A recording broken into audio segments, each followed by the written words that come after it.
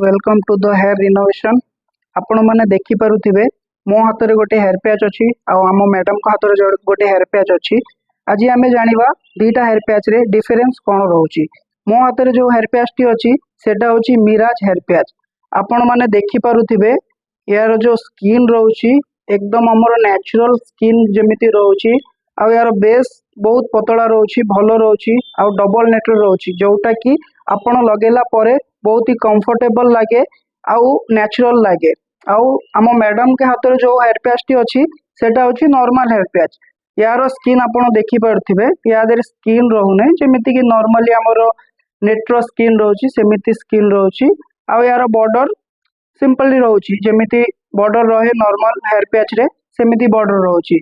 आपण मैंने याद भी हेयर स्टाइल कौन सी करें हेले स्किन याद देखा जीवनी नेचुरल जमीती मिराज रे हेयर स्किन देखा जाए याद सेमिति स्किन आउ स्काल्प रोने देखी पारे। Thank you.